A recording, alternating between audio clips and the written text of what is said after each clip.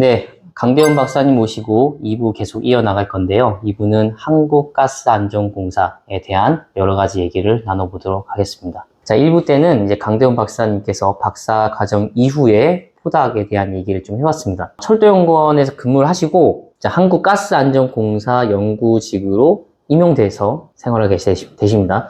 그런데 많은 분들이 이런 공사에 굉장히 관심이 많아요. 왜냐하면 안정적이다. 뭐 흔히 말하는 잘리지 않는다.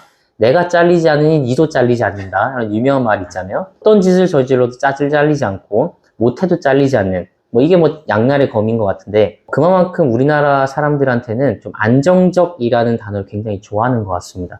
그런 의미에서 공사, 뭐 철도연구원 같은 정출연 그런 곳이 굉장히 인기가 많죠. 경쟁률도 높고요. 그러면 제일 궁금한 거는 입사를 어떻게 했느냐, 어떻게 합격했느냐에 대한 입사의 노하우를 좀 듣고 싶습니다. 가스안전공사의 현재 채용 프로세스가 이제 많이 바뀌었을 거라 생각이 드는데, 첫 번째로는 NCS가 공공기관들은 동일하게 치게 되어 있고요. 해당 NCS 성적이 아무래도 객관적이기 때문에 사람을 30대 1, 50대 1까지도 가는 경쟁률을 우선 1차적으로 커트를 합니다. 그 다음에 인적성 검사, 그리고 최근에는 AI 역량 검사라는 것도 생겨서 카메라에 눈을 마주치면서 동공이 떨리지 않는지, 그리고 이상한 말을 하거나 말을 더듬지 않는지 그런 것까지 체크하고 미니게임도 진행을 합니다. 그리고 1차 면접에서는 실장급, 2차 면접에서는 임원급, 이것은 어느 기업이나 채용 프로세스가 비슷할 거라 생각합니다. 1차 채용 때는 이제 실장급이 실질적으로 해당 전공 분야에서 어떤 것들을 진행하는지를 묻고 우리가 무엇을 하는지 아느냐, 그리고 너는 들어와서 어떤 걸 기여할 것이냐, 그리고 기본적인 크리티컬한 질문, 귀하의 강점과 약점, 자기소개 등을 질문을 하곤 합니다. 2차 종합면접 때에는 제 경우에는 논술과 발표 면접이 있었고 최근에는 심화 면접만 보는 걸로 좀 변경되었습니다. 그래서 제출한 자기소개서 위주로만 질문을 하게끔 되어 있습니다. 아마 이건 공공기관의 특징이어서 그런 것 같습니다. 네, 좋습니다. 뭐 말씀하신 거 잘 들었고요. 제가 다시 요약드리면 일단 서류평가가 있고요. 그 다음에 인적성 본다고 하셨고, 그 다음에 뭐 저 처음 들었습니다. AI 역량평가가 있고, 그 다음에 1차 면접인데 그건 실무진들, 실장급들로 보고 2차 면접 이제 임원급 5개의 절차가 있는데, 그러면 제일 궁금한 건 일단 제일 중요한 건 서류일 것 같아요. 서류가 일단 통과돼야지 뭘 인적성을 보든가 하겠죠. 제가 알기로는 아무래도 전기기사, 뭐 전기공사기사 이런 거 있잖아요. 이런 자격증과 토익 점수 또는 뭐 SCI 논문 또 박사는 잘 보나 모르겠지만 그러면은 입사를 확률을 높이기 위해서 서류 면접을 통과해야 될 텐데 기본적으로 서류를 어떻게 갖추는 게 제일 좋은지, 프로파일을 어떻게 갖추는 게 좋을지. 최근에 이제 가스안전공사의 경우에는 가스, 화학, 석유 업계가 중국의 추격으로 인해서 굉장히 어려운 상황입니다. 그래서 좀 더 취업을 하려는 학생들이 몰렸고 제가 말하는 학생이라는 것이 학사를 의미하는 것입니다. 최근 30대 1에서 70대 1까지도 올라가고, 그래서 서류에서 기사가 둘인 쌍기사가 아니면 커트가 되는 정도도 굉장히 흔합니다. 쌍기사를 보통 전기기사와 가스기사 두 가지를 보고, 가스기사에 있는 내용들이 가스안전공사에서 업무가 상당히 유사합니다. 그래서 해당 분야에 기사가 2개 정도는 있어야 할 것이고, 영어 성적도 조금 중요할 것이고요.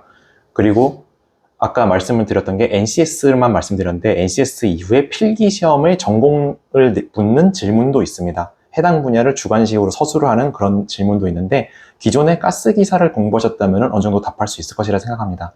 해당 서류에서 30대 1에서 70대 1 사이의 인구가 확 거쳐내지고 10대 1 이하까지 줄어듭니다. 그 다음에는 이제 일반적인 면접의 준비는 유튜브를 통해서도 많이 준비할 수 있을 것이라 생각됩니다. 예, 좋습니다. 지금 제가 궁금한 건 뭐냐면, 학사 얘기하셨는데, 아무래도 학사 인력들이 충분히 할 수 있으니까 학사 인력들을 뽑겠죠. 근데 박사님 박사 인력을 갔단 말이죠.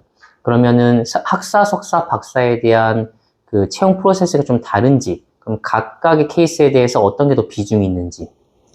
현재 국내 안전공사란 이름을 붙이는 곳이 가스안전공사와 전기안전공사 두 군데입니다. 우선 제가 아는 건 가스안전공사뿐인데, 검사직, 행정직, 연구직 이렇게 3개의 분류로 나뉩니다. 행정직은 제가 잘 모르겠고, 검사직의 경우 상당수를 뽑고, 연구직인 경우에는 석사 이상이라고 써있지만 최근에 박사들이 많이 채용을 하고 있습니다. 그래서 연구직의 경우에는 실까지 절차는 전부 똑같은데 NCS를 보고 전공 면접을 보고, 실질적으로 면접을 할 때 여태까지 해온 연구와 앞으로 여기서 들어와서 할 연구들, 이런 것에 대한 질문이 조금 다르다, 이렇게 볼 수 있겠습니다. 자, 그럼 제가 요약하면 학사 같은 경우에는 서류에서 봐야 될 지표가 자격증과 토익일 텐데 뭐 토익은 대부분 다 900점 넘겠죠. 그리고 뭐 대외 활동들이 있을 것 같습니다. 그럼 박사 같은 경우, 석박사 같은 경우는 논문이 될 것 같은데 SCI 논문이 크리티컬합니까? 가스안전공사의 경우에는 크리티컬하지 않다고 생각합니다. 전공 면접을 통해서 거르는 것이 공공기관이 객관적이기 때문에 전공 시험에서의 점수가 좀 더 크리티컬하다고 봅니다. SCI 논문이라든지 뭐 학회 발표, 뭐 특허 이런 것들이 그리 크리티컬하지 않군요. 서류 단계에서 전공 시험을 통과한 이후에 그 사람의 실적에 따라서 사실상 뽑아야 할 만한 인재는 누가 봐도 객관적으로 보인다고 생각합니다. 왜 이 질문 드렸냐면 회사 같은 경우도 뽑아야 될 때는 그 사람의 역량을 보지 뭐 그 서류적인 지표를 그렇게 막 많이 보진 않거든요. 왜냐하면 당장 써먹어야 되고 산업적으로 이 사람의 능력만 갖췄다면은 그런 SCI 논문이라든가 그런 지표들을 그렇게 중요하게 보진 않습니다. 근데 철도형 같은 경우는 정출형 같은 경우는 SCI 논문의 개수로 평가를 굉장히 많거든요. 가스안전공사 좀 다른가 해서 여쭤봤고요. 가스안전공사 같은 그런 류의 공기업들은 흔히 말하는 정량적 지표들은 그리 중요하지 않다라는 생각이 좀 듭니다. AI 역량 미니게임 언급하셨는데 이건 뭡니까? 이게 재작년부터 각종 정출연을 중심으로 이제 채용 과정에서 추가된 것인데 이제 크게 걱정할 필요는 없습니다. 인적성 검사와 같이 서류를 이미 합격한 사람을 대상으로 이제 이메일을 통해 링크가 찾아오게 되는데요. 인적성의 경우에는 짧은 시간 동안 나는 횡단보도를 한 번도 빨간불 때 넘지 않았다. 이러면은 그런 예스라고 해도 거짓말이 되겠죠. 어떤 때는 어길 수도 있다. 이런 식으로 적당히 보는 인적성이 있고 두 번째로 보는 건 AI 역량 검사인데 미니게임으로 카드 기억하여 맞추기 그리고 길을 빨리 건너게 하기 등의 미니게임을 한 10개 정도 보고 그 다음으로 카메라에 눈을 맞추면서 자기소개를 보십시오. 강점, 약점을 말해 보십시오. 가장 힘들었던 경험과 그것을 극복한 사례, 그것이 인생에 어떻게 연결되었는지 등의 질문들을 한 10개 정도를 또 묻습니다. 각 질문을 주어주고 준비 시간 30초가 주어지고 그 다음 답변을 해야 하는 시간을 1분 정도 주고 그 답변을 수정할 수 있는 한 번의 기회를 주기도 합니다. 그래서 인적성하고 AI 역량 검사에서 떨어지는 사람은 사실상 드뭅니다. 네, 알겠습니다. 자, 그 다음은 1차 면접과 2차 면접이 있는데 이거는 뭐 다들 아실 거고 언급했던 거기 때문에 넘어가 보도록 하겠습니다. 입사에 대한 노하우는 지금까지 드렸던 정보가 그래도 충분할 거라 예상이 들고요.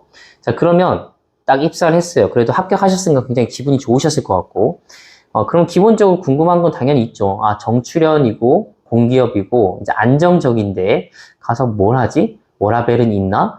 연봉은 어떻게 되지? 대우나 뭐 그런 흔히 말하는 복지 같은 거 있잖아요. 그런 것들이 어떻게 되는지 궁금합니다. 이것도 검사직과 연구직에 좀 차이가 있는데요. 검사직의 경우에는 지역의 격오지에 갈 경우에 출장비를 많이 주는 식의 플러스가 있고 연구직의 경우에는 연구 과제에 소속되고 연구 과제가 성과를 잘 받았을 경우에 연구 수당이 주어집니다. 그래서 특정한 연봉이 있고 그 격오지에 근무하느냐에 따라서 플러스가 있고 호봉에 따른 플러스가 있고 직에 따른 플러스가 있고 연구 수당에 따른 플러스가 있습니다. 그래서 개개인별로 상당히 다르게 되겠고요. 제 경우에는 석사를 채용하는 곳에 갔기 때문에 박사를 땄다는 것에 대한 호봉이 인정이 되었고 연구수당의 경우에는 삼체고공이라는 개념을 박사과정분들이 아실 텐데 3가지를 책임과제, 5가지까지 공동과제가 가능합니다. 박사과정과 포닥과정에서는 하나의 과제에 소속이 되곤 하는데 여기에 옴으로써 삼체고공을 하면서 다양한 과제를 제가 담당하게 되었고 각 과제 중에 성공적인 과제는 연구수당이 컸고 또는 B등급으로 보통이더라도 그 과제 자체가 굉장히 크다면 연구수당이 높은 경우도 있고 그렇습니다. 그럼 말씀하신 것 중에 빠진 게 있는데 복지하고 연봉 수준을 간단하게 여쭤보고 싶어요. 예를 들면 콘도라든지 네. 아니면 뭐 병원비가 나온다든지 뭐 그리고 휴가가 어떻게 나온다든지 그런 거 있지 않습니까? 우선 기본적인 연차는 15일이 주어지고요. 야근을 하거나 특근을 하였을 때 그 대체 휴무에 따른 추가적인 연차가 주어지기도 합니다. 그리고 최근에 저는 이제 육아휴직을 다녀오기도 했는데 저는 짧게 육아휴직을 다녀왔는데 오히려 선배님들은 전부 1년, 2년을 오히려 남성들도 써가지고 굉장히 육아휴직은 안전공사 쪽은 프리하다 이걸 알려드릴 수 있겠고 법인콘도 또는 휴양소라는 이름으로 분기 단위로 이제 선발을 추첨을 받습니다. 그래서 주로 인기 있는 이제 숙소들은 아무래도 경쟁률이 높아지겠죠. 그런 곳은 최근에 당첨이 안 됐던 사람을 우선시 해주고 저처럼 신입으로 들어온 사람한테는 좀 당첨 확률을 높여주고 이런 식의 배려가 있었습니다. 그래서 분기 단위로 아주 좋은 호텔, 뭐 예를 들어 워커힐 같은 호텔도 4만 원에 간다거나 그런 굉장히 재미있는 경험들이 1년에 한두 번 있을 수 있다. 그리고 복지 포인트가 주어져서 1년에 몇십만 원어치 뭔가를 살 수도 있고, 경력품이라는 이름하에 자신이 선택한 것 중에 선풍기라든지 청소기라든지 이런 것들을 하나 정도 가전을 선물을 주기도 합니다. 예, 소소한 그런 것들이 있는데, 그런 건 철도연하고 굉장히 비슷한 것 같습니다. 강대훈 박사님은 박사학위 하고 난 이후에 포닥까지 했기 때문에 경력, 연차가 상당히 있는 상태인 거를 이제 감안해 주시고, 당연하겠지만 공기업은 당연히 사기업에 비해서 훨씬 더 연봉이 적습니다. 보시다시피 강대훈 박사님이 기업에 가면은 당연히 1억 훨씬 넘겠지만 공기업이기 때문에 생각보다 굉장히 작은 그런 연봉을 받고 계십니다. 짧게 말씀해 주셔도 될 것 같은데요. 철도연 정출연과 공기업 간 근무 환경이 어떤 차이가 있는지 궁금합니다. 근무 환경적으로 정출연은 조금 여유가 있고, 출퇴근에 있어서도 유연근무제가 도입되는, 물론 이건 철도연만의 케이스일 수 있겠지만 좀 프리함이 있었고요. 공기업의 경우에는 늘 청렴이나 근태를 강조하면서 9 to 6에 정확하게 컴퓨터가 꺼지거나 그런 점들이 있습니다. 야근할 경우에도 부장님의 승인을 받아야 하는데, 철도연의 경우에는 유연근무제가 기본적으로 도입되어 있어서 코어 시간에만 있을 경우에는 앞에 새벽에 일찍 와도 출근 시간이 인정되고, 야근을 많이 해도 그게 인정이 쉽게 개인 단위로 사용할 수 있는데, 공기업은 그런 점이 조금 타이트합니다. 왜냐하면 그런 야근 수당이나 대체 휴가를 주어야 하는데, 그런 점들이 좀 국민 세금이기 때문이지 않나 생각이 듭니다. 철도연 같은 경우는 이미 많이 언급이 됐고, 이전 유튜브에서도 언급이 될 겁니다. 그런데 지금 한국가스안전공사만 예로 든다고 한다면, 업무 난이도, 그리고 업무에 대한 책임감이 어느 정도인지 궁금합니다. 업무의 난이도는 아무래도 연구를 요소 단위로 진행을 해야 하는 철도연이 연구적으로는 좀 더 어렵고요.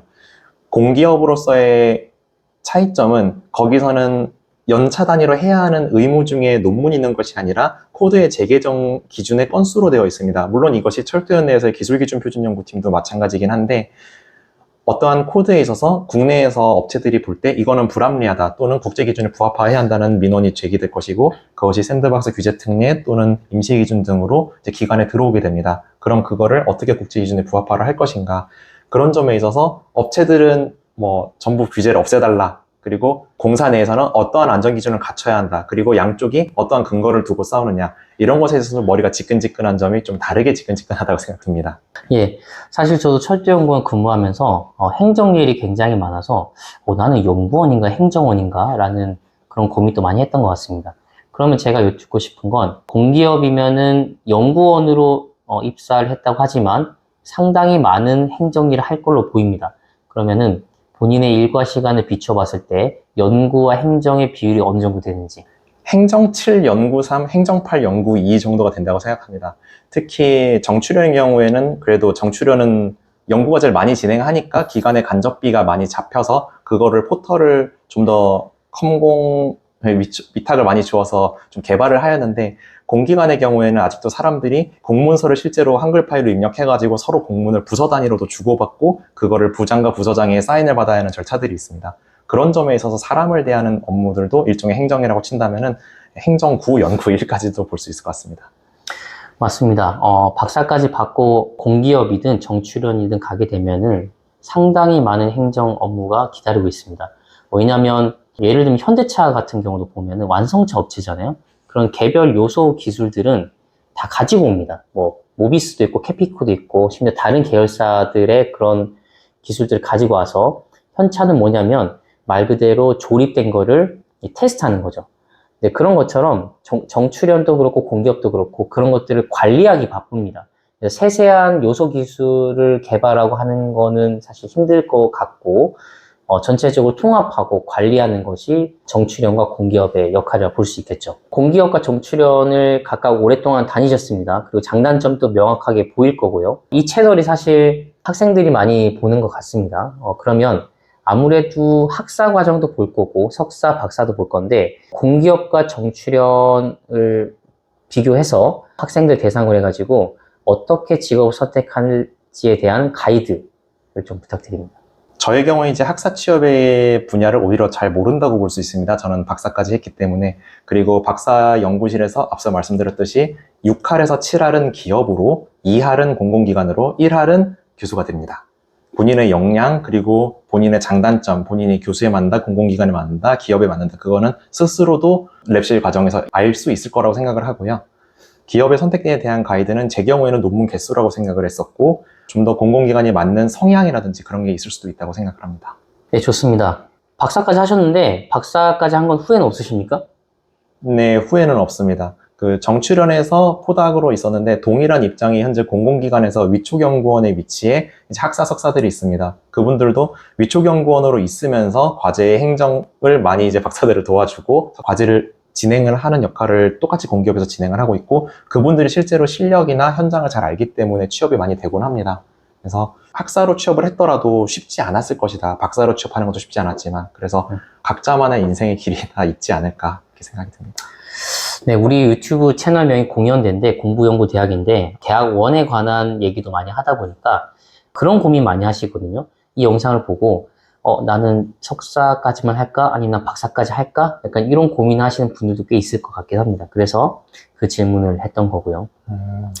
자, 이제 어느덧 마지막 시간이 왔습니다. 강대훈 박사님 이제 앞으로 새로운 출발을 위해서 열심히 노력하고 계신 거를 늘 응원하고요.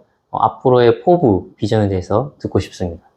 우선 앞서 말씀에 대해서 조금 연장해서 답변을 드리자면은 제가 학사 때 이제 대학원 또는 유학 또는 취업의 스터디를 운영한 바가 있었고 그 6명이 재미있게도 2명은 석사, 2명은 박사, 그리고 2명은 저를 포함해서 힘들게 박사를 했습니다. 석사를 하신 분의 경우에는 공공기관, 시험기관, 인증기관으로 가셨고 박사를 쉽게 하신 2분은 교수가 되셨습니다. 그리고 저와 한 분, 2분의 경우에는 박사를 힘들게 했는데 조금 특이하게 공공 영역으로 오른 저는 정책으로, 그분은 금융으로 왔습니다. 이래서 석사, 힘든 박사, 쉬운 박사 3가지 갈래의 길이 이 정도 가게 된다. 약간 감을 잡으셨으면 좋겠고요.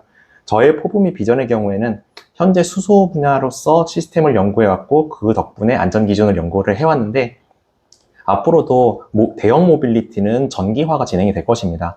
그런데 배터리의 경우에는 에너지 밀도가 낮기 때문에 소형 모빌리티에 적합하고 대형 모빌리티 경우에는 수소로 갈 수밖에 없습니다. 그리고 이를 저장하기 위해서 고체 저장, 가루 저장, 액체 저장 등등 다양한 방식이 연구되고 있고 그런 분야에서 대형 모빌리티는 또 사고가 났을 때 큰 파급 효과가 있기 때문에 안전 기준이나 운항 방식이 되게 중요합니다. 그래서 그런 분야의 전문가로 성장해 나가는 것이 제 포부 및 비전이라 생각됩니다.